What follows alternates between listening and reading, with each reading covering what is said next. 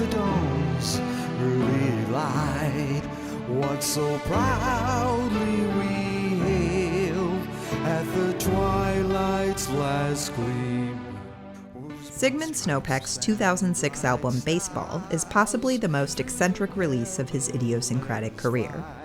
With 70 tracks spanning 2 CDs, Baseball is structured as a 9-inning event and features songs reflecting all aspects of the sport, from minimalist compositions celebrating individual players to the cosmic baseball in outer space. Most remarkably, the album also reflects the commercial side of the game, with 41 original jingles for various Wisconsin businesses. Further adding to the experience, Baseball comes packaged with a set of trading cards featuring Sigmund's numerous collaborators and even a piece of bubblegum. For the land of the free and the home of the brave. Holtz takes a little piece of it and fouls it away. And what a snap by a fan right next to the Tiger dugout. The old lefty did it, Ernie. What about that? Look at that hat. Didn't he lose his hat? Looks like that hat through the war.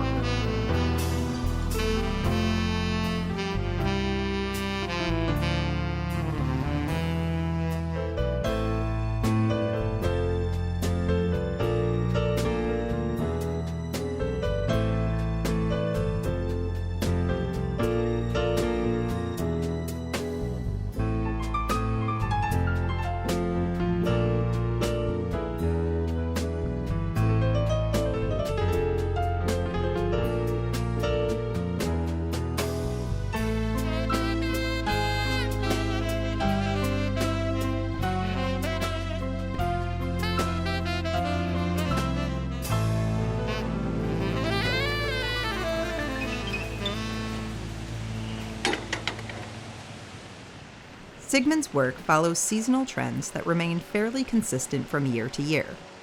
After the long Wisconsin winter, the summer season can get especially busy with the addition of gigs in various festivals, outdoor venues, and parades.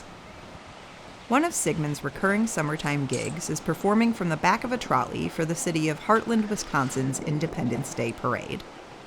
This year, the weather report warned of a chance of thunderstorms, but with hardly a cloud in the sky, the parade's organizers decided to proceed as planned. Let him go on first, Sarah.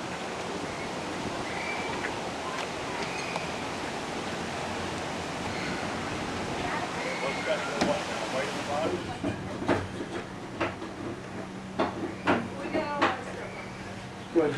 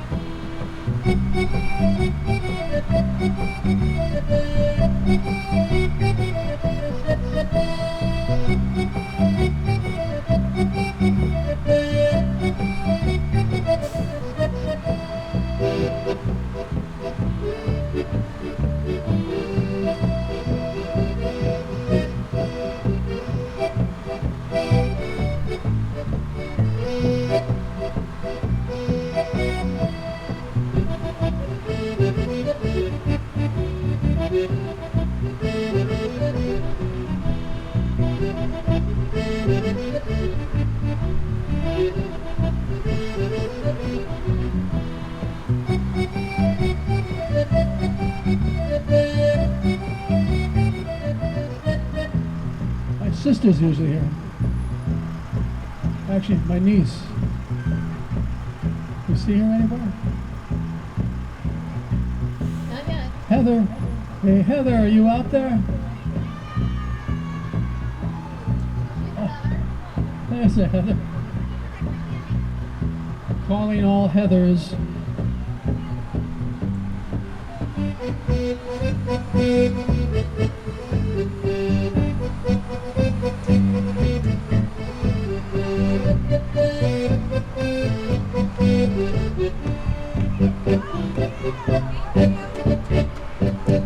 don't know, but I've been told the girls won't leave the boys alone. They pulled my hair and they stole my comb. Well, that's alright till I come home. She is handsome, she is pretty. She's a belle from the Belfast city. She come a courting a 1, 2, 3. They couldn't tell me who was she. Make sure you throw the candy for away. Albert Mooney says he loves her. All the boys are dying for her. They knock at the door, they ring at the bell, saying, "My true love, are you well?" Out she comes as white as snow, with rings on the fingers and bells on the toes. Oh, Johnny Murray says she'll die. She doesn't get the fellow with the roving eye.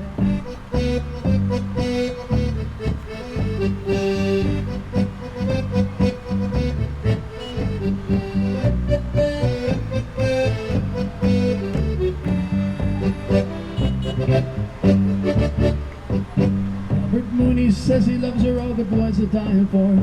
They knock at the door, they ring at the bell, saying, "My true love, are you well?" Out she comes as white as snow, with rings on the fingers and bells on the toes. Oh, Johnny Murray says she'll die. She doesn't get the fellow with the roving eye.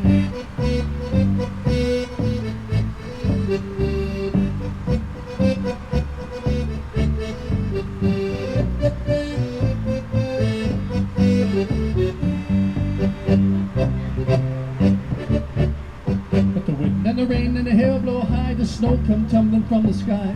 She's as nice as apple pie, she'll get her own lad by and by. When she gets a lad of her own, she won't tell him out till she comes home. Let them all come as they will, for it's Albert Mooney she loves still. Hey everybody, we're Spring City Trolley. My name is Sigmund Snopek III. In the middle there we put an Irish name, Behan. I'm looking for my sister, Robin, or my niece. Is she in the parade? Make sure you guys, if you want to have a good time, rent the Spring City Trolley. And the sausage, courtesy of Clements. Make sure you get a sausage. We have 800 to give away today. But the wind and the rain and the hail blow high, the snow come tumbling from the sky. She's as nice as apple pie, she'll get her own lad by and by. When she gets a lad of her own, she won't tell him out till she comes home. Let them all come as they will, for it's Albert Mooney she loves still.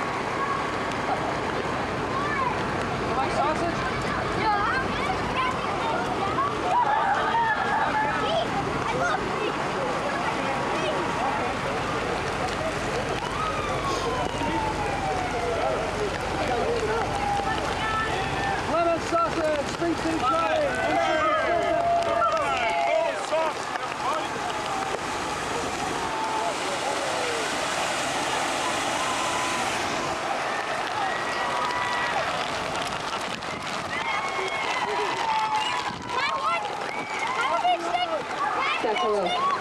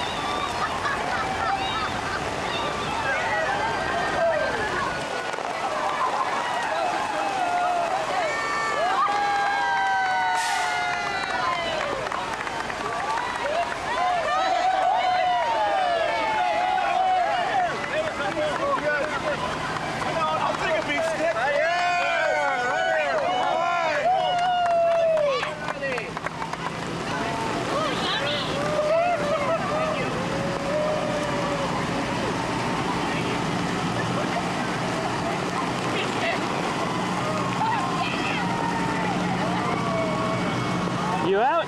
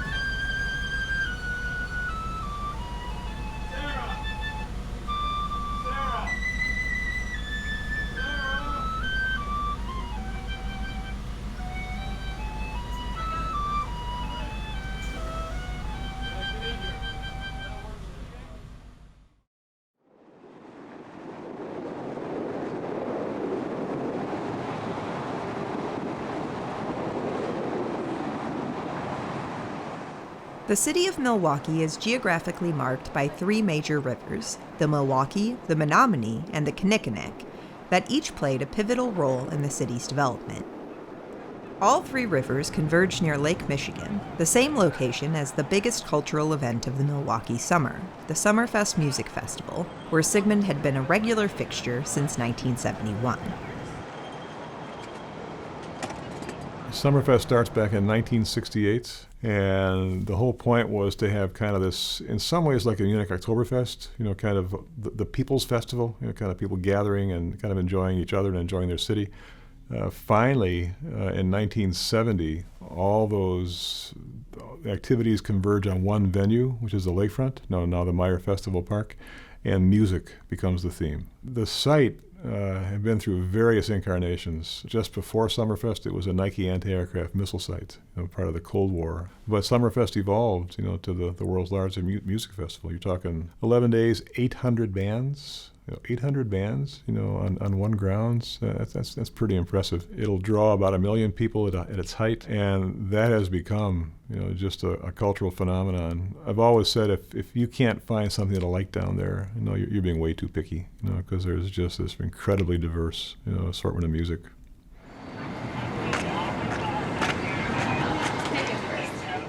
Tensions were high the day of Sigmund's Summerfest concert due to the level of careful coordination and adherence to a strict schedule that was required of a festival this size. Adding to the stress, it was also over 100 degrees Fahrenheit. Everybody get in this van. Everybody get in this van. JCI get in first. JCI get in first for me. Come on, hop in the van, hop in the van. Yeah, okay. All right, Clemens.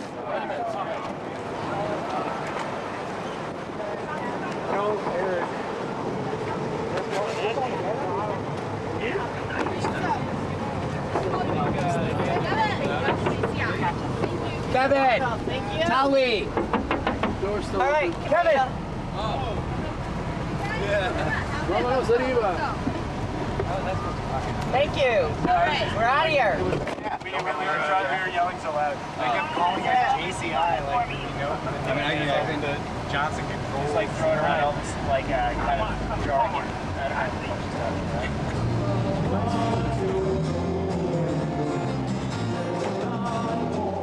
By the time they arrived at the Summerfest grounds, Sigmund was running late for the 3 o'clock parade. He rushed to get ready while Denise and the festival staff unloaded the rest of his gear.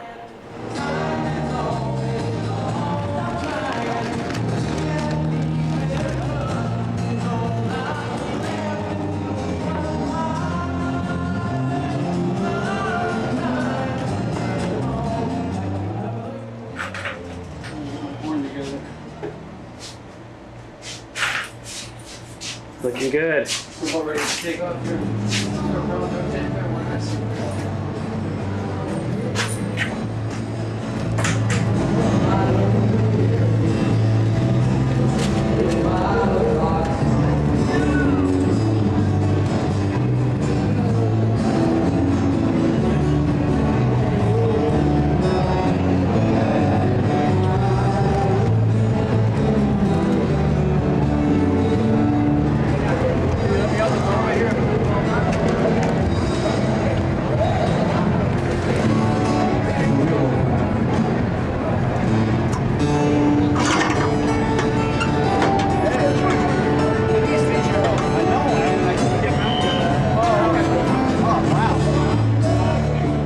He ran the Summerfest stage, the comedy stage.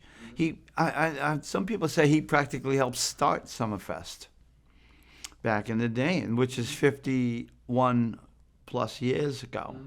I remember seeing him a couple times at Summerfest. Sigmund has the world record for playing at Summerfest, playing there the most times. We controlled the comedy stage here at Summerfest for years. Apparently they were the house band, and all these up-and-coming comedians would come through and open for us. I mean, Summerfest was just one of those. It was like a state fair with more alcohol.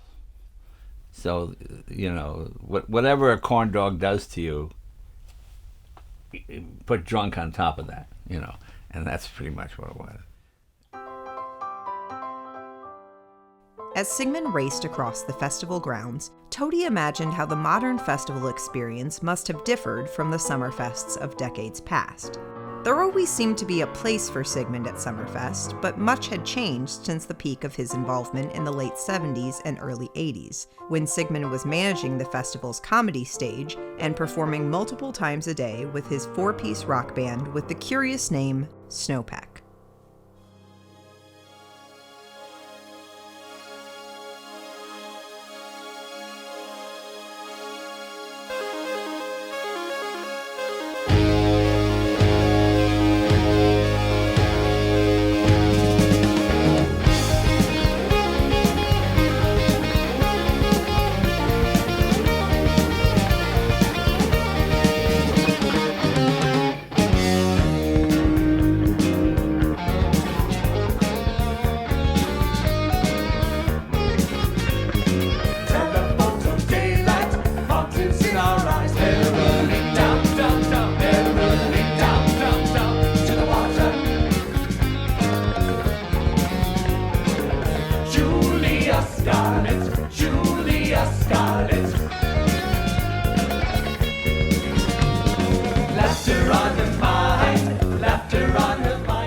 that was our secret weapon, because every summer we'd play the whole Summerfest thing and people would come to see us.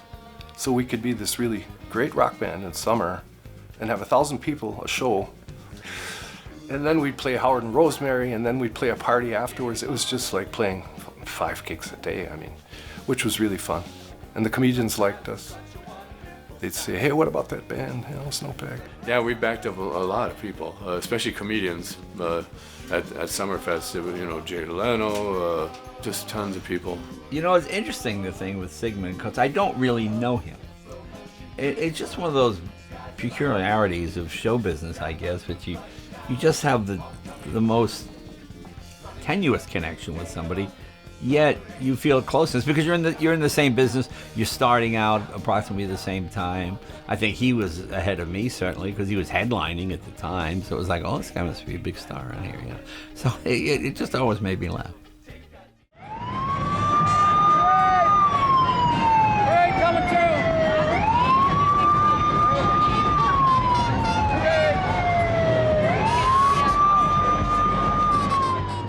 Though Sigmund was no longer headlining Summerfest, he was still granted the peculiar honor of leading the daily parade through the grounds at the hottest point of the afternoon, risking heat stroke to blow his Alphorn and throw cough drops at the unsuspecting day drinkers.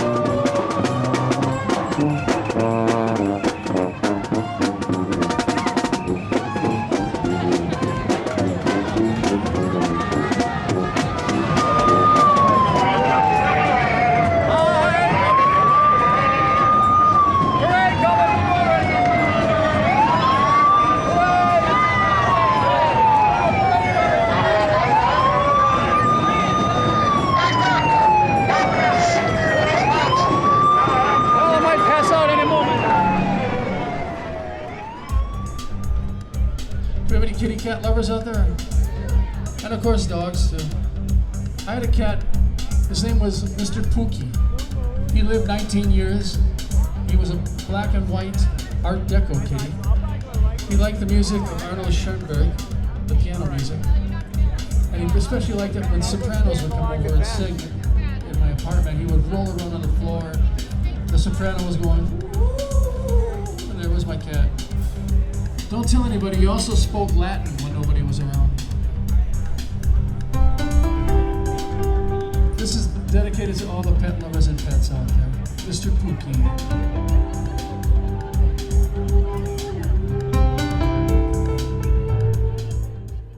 The name Sigmund Snopek III still had enough recognition in his hometown to draw a sizable crowd to his annual Summerfest gig. But even in a festival with over 800 diverse acts, Sigmund's idiosyncratic music could feel out of place. His opening song, a ponderous tribute to Sigmund's beloved cat, Mr. Pookie, was a far cry from the raucous glory days of Snopek, the band that brought him as close as he would ever come to achieving mainstream commercial success on his own terms.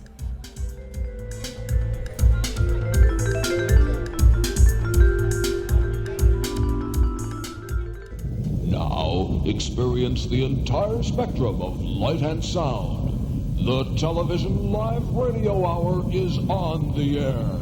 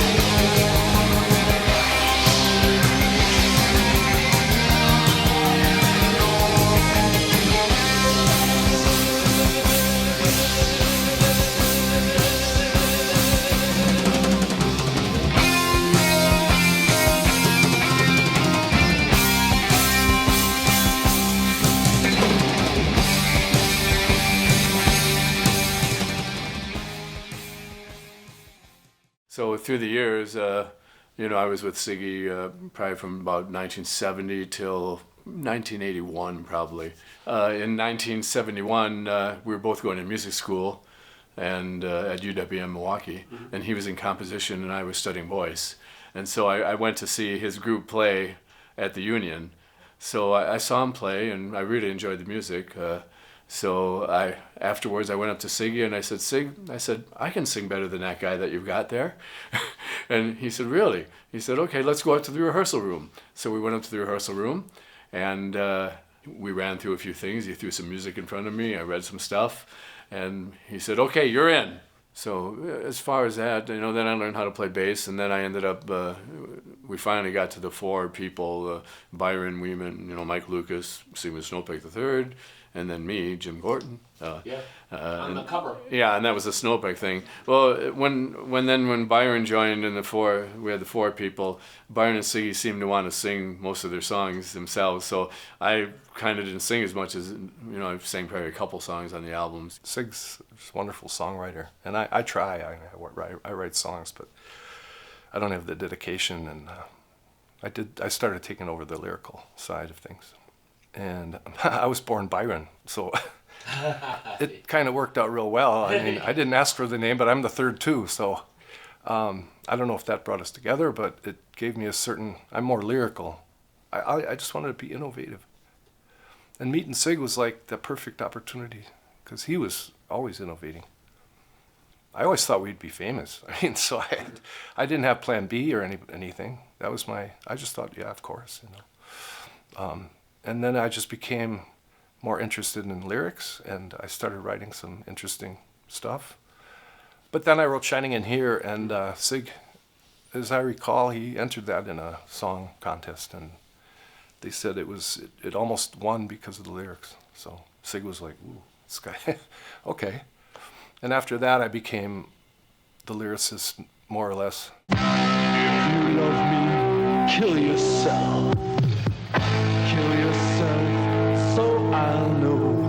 I've waited so long for true love to find me. So give me a sign, put strychnine in your wine. If you love me, slit your wrist, write my name on your suicide note. I've waited so long that words can't say enough. So don't hold me close. Overdose. Yeah, I have a fairly clear memory of getting into the band. By the way, I was 6 years younger than everybody else in the group. So I was like the kid. I was 19 years old, going to college, enrolled in the jazz program. I had seen Sigmund Snopek play about 2 years earlier. I was probably 17 years old, and I was blown away. But I think they wanted a new direction. So I drove down to Summerfest, where they had a rehearsal space, and this was in January of 1977. It's hard to believe. Mm-hmm. And all right, I drove down and set up my drums, and Byron walked in, and he had super tight jeans on and a scarf around his neck, and I just thought he was a gay guy right away. And then he mentioned his wife. Okay, you know, I'm just a South Sider from Milwaukee, so. Then as the audition wore on, I got a little bit loose and started to kind of interact with the guitar player and the keyboards, and it seemed to go pretty well. The next day, Snopek called and said, hey, we want to meet you down at John Hawk's Pub. Do you have time? I said, sure. And they, Byron and Sigmund were at the pub, and we talked, and they asked me to join the band, and kind of changed my life forever.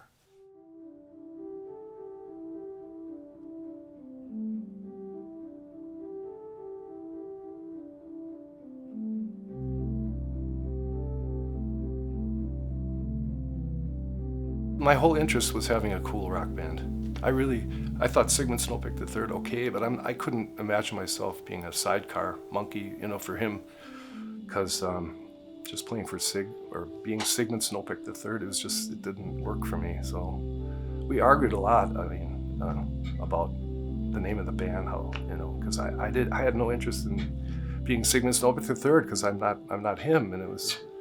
Sometimes it was the Sigmund Snopek group, and sometimes it was Sigmund Snopek III, and then you'd have a bunch of guys. And I said, we have to have a band. We have to call it something, you know.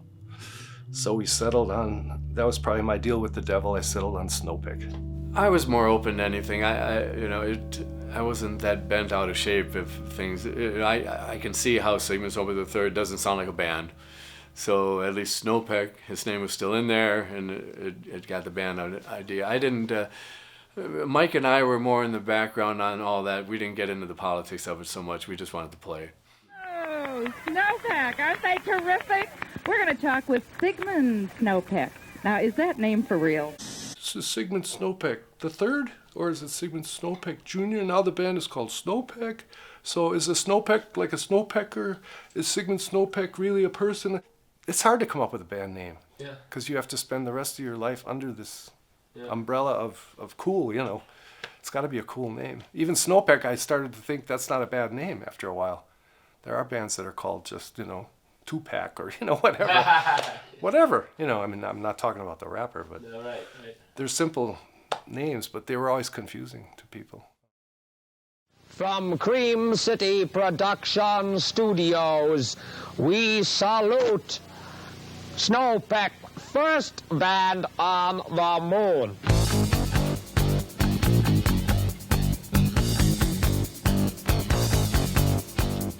We played all over, really. A lot of Wisconsin, Minnesota.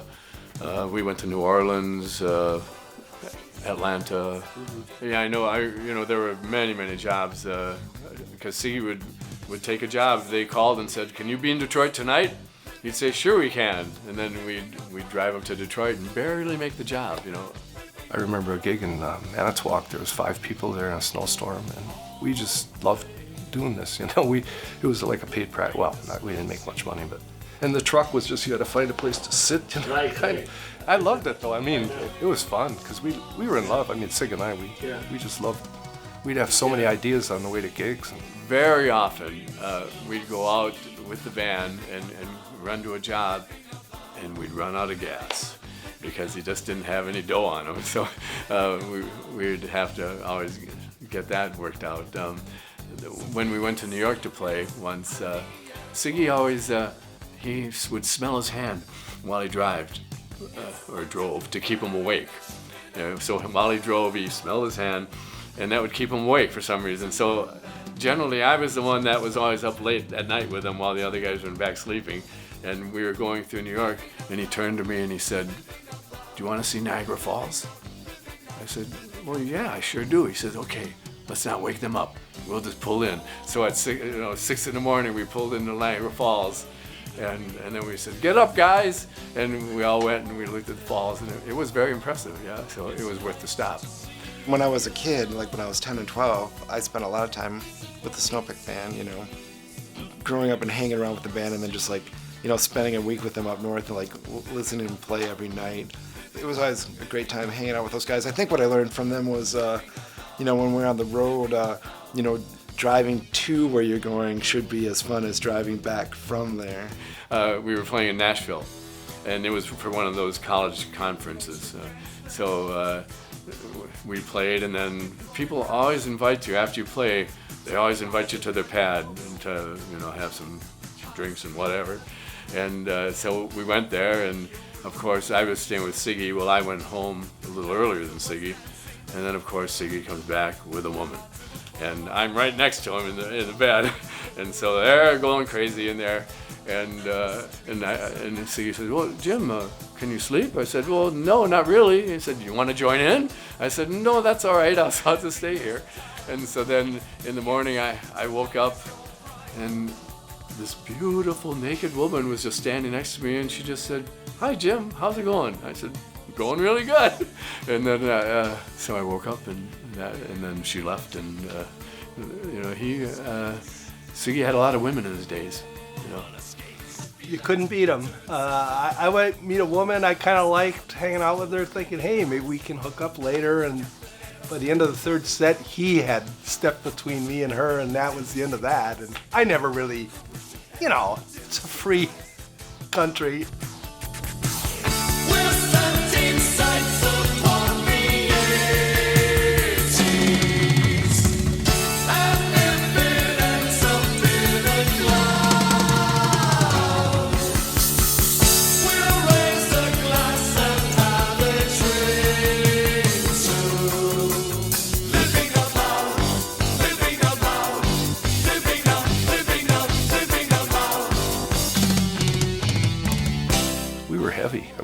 Sherman tank, really. Yeah.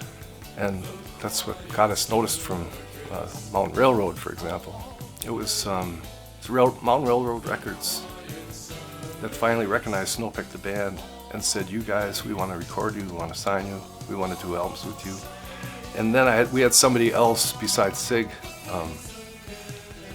Sig couldn't possibly run the whole show. I mean, bookings and I was always kind of like, wow, why are we playing here? You know, I mean, it just makes no sense.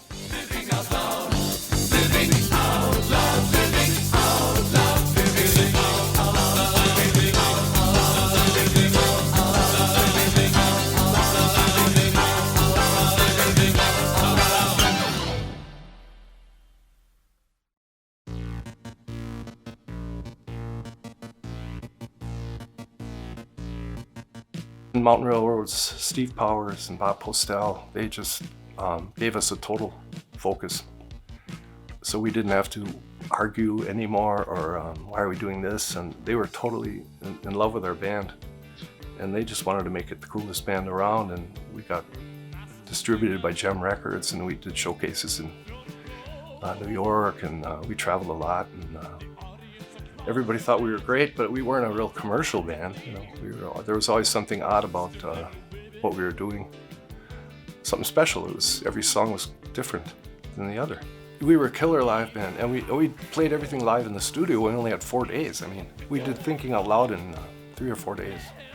When it came down to recording it, then we were so tight, and Steve Powers was just trying to harness the energy that we had.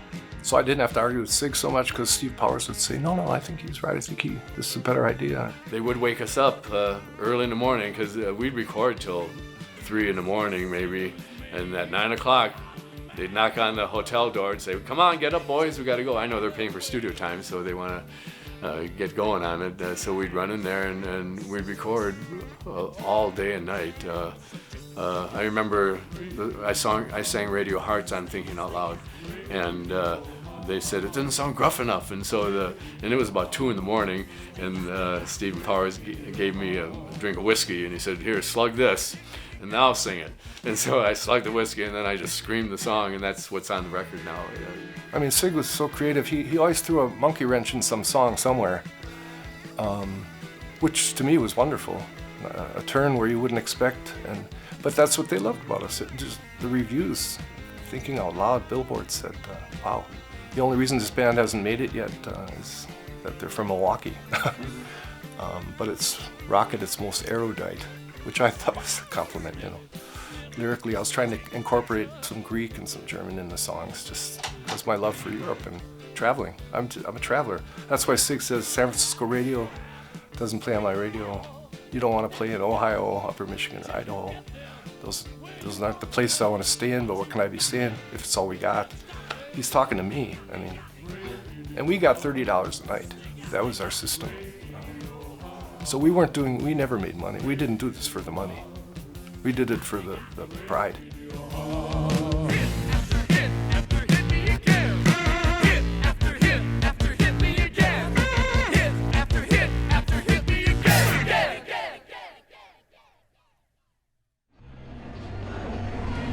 We had a request for a song that we used to do when I had my full band.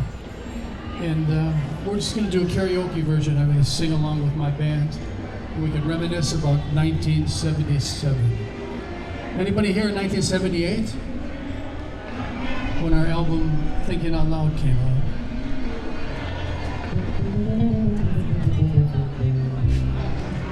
Hamburger Holocaust, fries on the side, counterfeit chicken, there's nowhere to hide.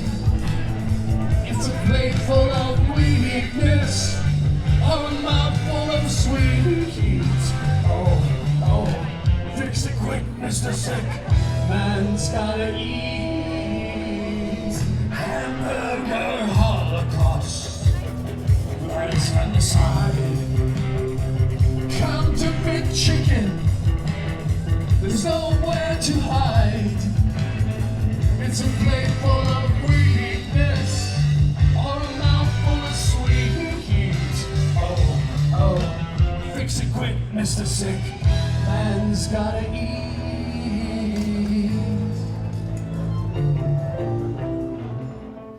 Despite their critical success and growing popularity, tensions increased within Snopek as the band developed the reputation of a comedy rock novelty act, with songs like The Armpit Shuffle and Hamburger Holocaust.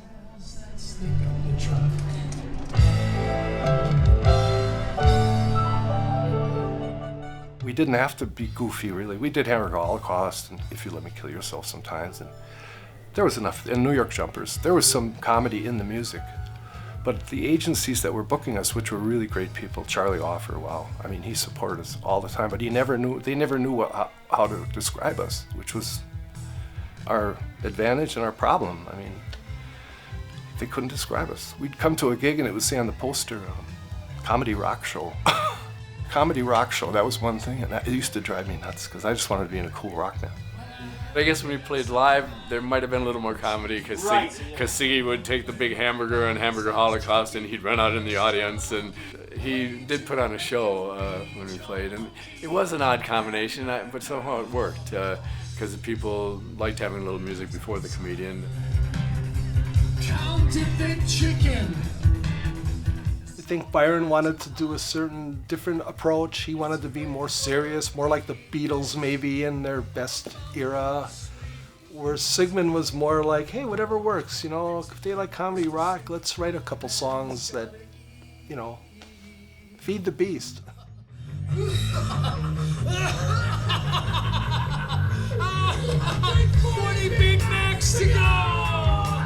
The band, we kind of started to go in our own corners, and everybody had their own attitude about what we were doing. And Byron was always strong on like going to Europe or playing, you know, more ideal settings, circumstance. And Sig was just put his nose to the grindstone and work and keep working and keep on gigging. Sorry, but I can't resist the sin on notion for my sins. I pose the ways to spend your dough, spend it, I'm thinking it'll never show. Pizza clam, verified, onions always stay the night.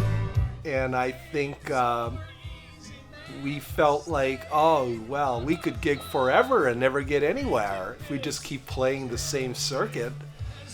And Sigmund felt like, well, that's how you make it. You just, you know, you persevere. Hey, is there a Jack in the Box around anywhere? Whatever happened to Mark's Big Boy? I don't know. They still have Big Boys in Los Angeles and across the lake in Michigan, but there's no Big Boy here. You said that San Francisco radio, he said he wrote that about you. Can you I don't think he's ever said that, but I know he did. Because I was always leaving, and I didn't want to play in Ohio, or, you know. I only wanted to play where it made sense. Where a record company... You didn't want to be on 3rd and State. Nah, I just had that European yearnings, you know. Yeah. And we played some really weird gigs, you know. We'd go drive all the way to Michigan, and we had a lot of fans, though, in college radio. And New York City was really fun, hanging out with Gem Records, because they were doing all this progressive rock from England. Right, yeah, they put out some Eno. And, yeah, Eno and National Health, and we played at the other end, and Fripp. Yeah, Fripp, all those guys. So we were like with this perfect, and they took us in the office, and they were like, they loved us. But we went back to Milwaukee, and we're playing in Judge's Irish Bar, and it's like, this is why I eventually just said, gigging is just not enough. We should be, you know, doing more. That was a tough part. The business part was a tough part because we'd get a job in New York and Sigurd would say, okay, we're leaving, but he didn't bring any money with him. so we'd drive there, and luckily we had enough gas to get there, and then as soon as we got to the club, Siggy would ask for an advance on the night's pay so we could get our hotel room and things. So business, it was a little rough. Well, just don't remember we made $30 a night.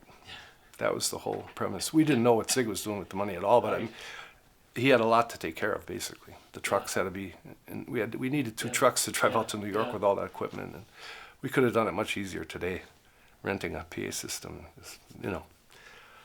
But we did it the hard way, and but it was frustrating being in a band called Snopek II, because we'd get all the way to Long Island to our gig, and the poster would say Snow Peak, and it would have a picture of a mountain. Oh my! And we're like crushed, you know. We're finally making it, you know, because the next day we're like going to see Gem Records and stuff, and it was just like, oh jeez, you know. But it was a add-on gig kind of, and oh, those were just frustrating days. Band like Genesis and Tull. That was another thing. You get to the gig, you know, and it's like nobody could describe what we were doing. Right. And Charlie Offer, to this day, he laughs about it. I said we were a hard band to book. There was a club in New Berlin, Wisconsin, called Rock City, and it was very popular with rock and roll cover music. You know, cover bands played at Rock City. Well, Sig called me one night, and it's like, hey, they need a band at Rock City. And I was like, really? We won't fit in there at all. You know, we're all original music.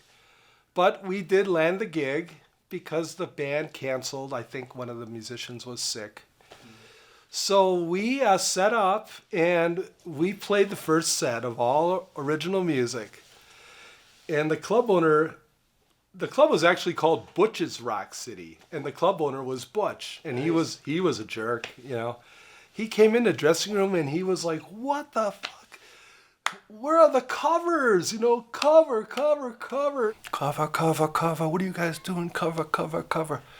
They were mean sometimes. I mean, trying to make ends meet, earn a living, it's very difficult, you know. It is what it is. And Sig always put a smile on it, though. He always was very positive. And even when things are horrendously horrible, you know, he would laugh at it and joke about it. Yeah.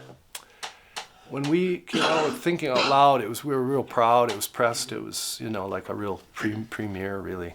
So was going to play it on the radio. He was supposed to play the record on the radio for the first time, you know.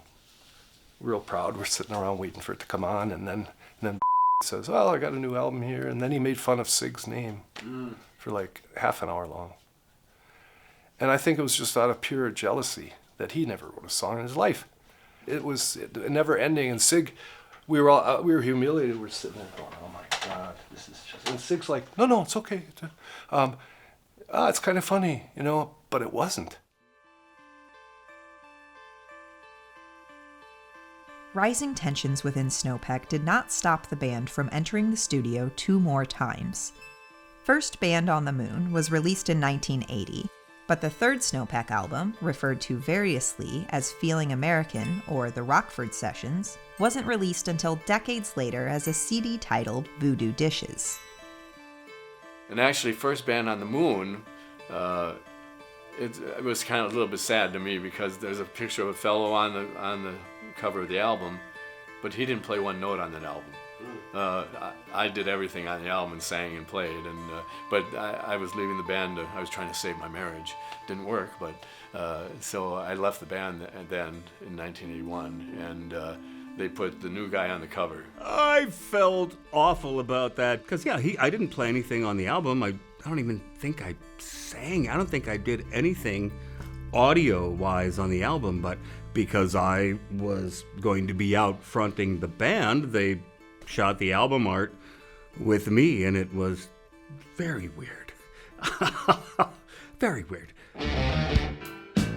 The third album in Rockford, we never, it was just, the band was near the end at that time and not really enjoying what we were doing. And that's when we started trying to, like, do something hit me, you know, like a hit.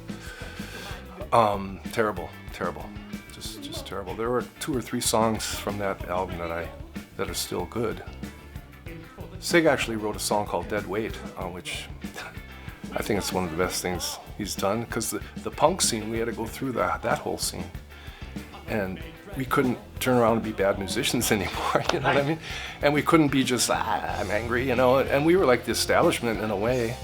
I didn't go out much because I had a baby at home, and I was happy to sit at the typewriter, basically. Sig went out all the time. I just never went out that much. I didn't mingle. But the bands I saw, the punk bands, I thought they were terrible. I mean, loud and angry, and 3-chord players, you know, and we were the opposite of that. We were doing really... Yeah, I mean, tension-wise, I felt like there was this pole. There was Sig, and there was Byron. And Byron wanted me to team up with him and help him fight off Sig's wacky, and Sig wanted me to team up with him and put Byron in his place. One person would get snarky on the other one, and then the other one would pout. I was like, this is like siblings. Come on. The booking agent thought we should play more comedy rock and head in more of a comedy rock direction. I wasn't really interested in that direction, nor was Byron. On the other hand, I think Sig thought, hey, you know, if this is the ticket to success, let's do it. And but after touring and playing, recording for 6 years, I needed a break, and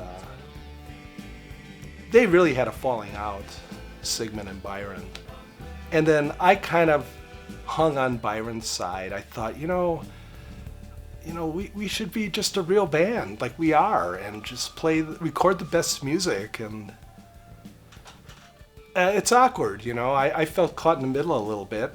We quit the band, and I think Sig never forgave us for it. We had one gig too many, and it was up. The last gig was up in Upper Michigan at an Air Force base. I mean, I have a picture of the building, and there's a blizzard, and it was torture. We were at Air Force Base for a whole week, I think, or 5 days, I don't know. Upper Peninsula, Michigan. And there was nothing up there, and it was blizzards and snow, and you know, bands have fun in their own way. We had a thing in the truck, this log of misery, so we'd always write something in there, you know. The torture never stops. Then we had to play covers, and you know what the last song the Snopek band, see now I'm calling it that. Yeah. The last song that Snopek played was Not Fade Away. Wow. From Buddy Holly. Mike has the recording. Oh, wow. Isn't that ironic? The irony. The irony. I know, it's ironic. Yeah. But that was it. Then we just quit.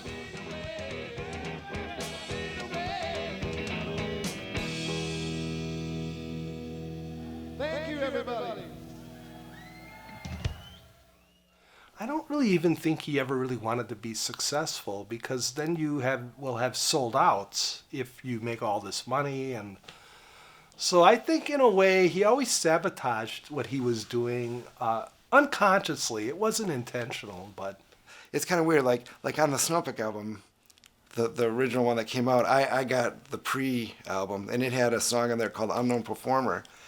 And I loved that song, and I was like, it wasn't until I was older, you know, and I don't know if I'm not sure if Byron wrote the lyrics, but I'm like, was Sig writing this about himself, or were these Byron lyrics? And then when I was older, I'm like, hey, this song's kind of about me. But when I look at that album, I'm like, this seems to be the truest song on the album.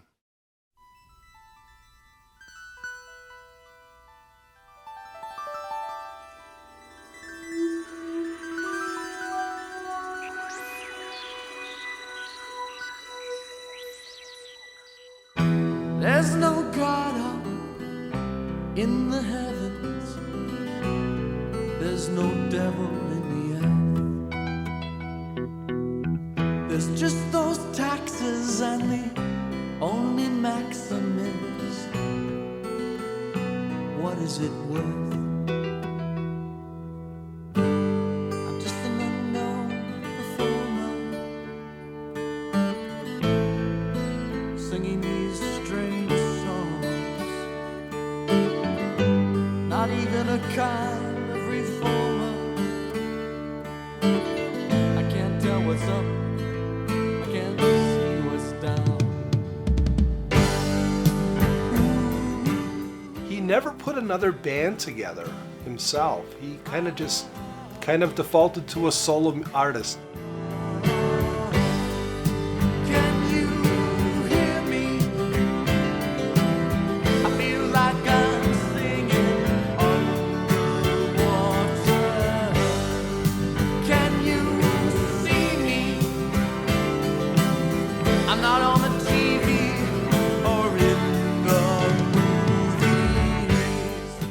it's a shame that that things worked out that way. And Sig did a radio show not long after the band broke up, and the interviewer asked him, "So Sig, what was the high point in your career, you know?" And he said, "Oh, this is it now, you know." And I was like, "What?"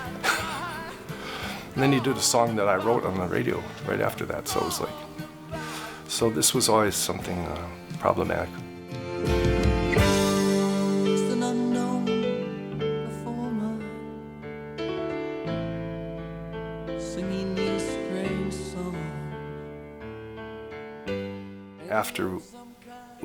After we quit, it just became Sigmund Snopek III again, and the only people that remember Snopek are the people that saw us or bought the albums, because the CD now is just, it doesn't say what it said on the original album, that all arrangements by the group, and that was taken away. So Sig and I still have, that's our main friction point, because I was proud of the band.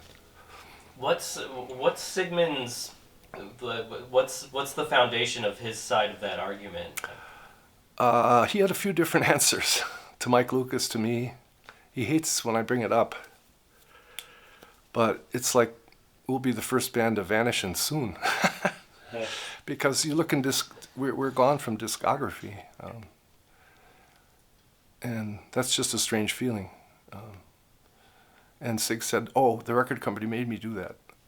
They wanted it that way," which I don't know if that's true or not. I don't know if I believe it, but Sig's not a liar. I mean, and he and I love Sig, but you can't just make a band go away. A band has a personality, you know. Like, it's really important that those times are acknowledged for me.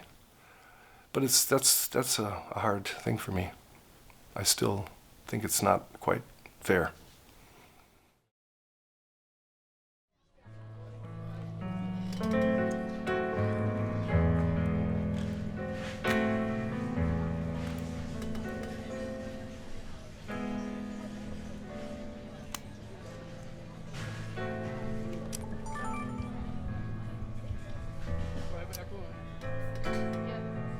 Summertime, and the living is easy. Fish are jumping, the cotton is high. Your daddy's rich, your mama's good looking. So hush, little baby, don't you cry.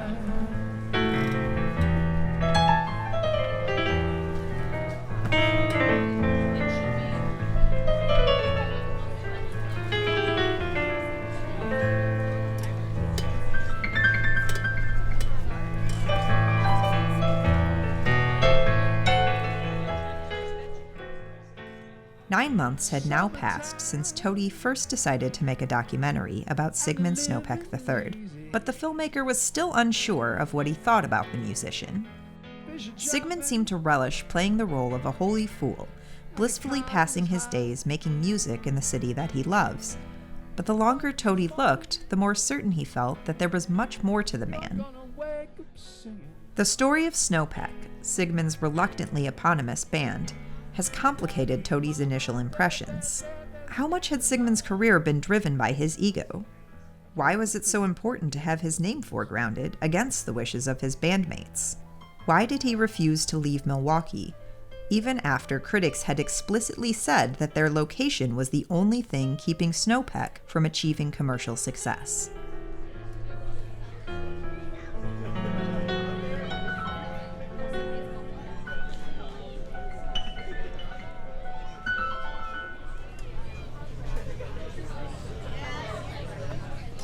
Let's see what happens there.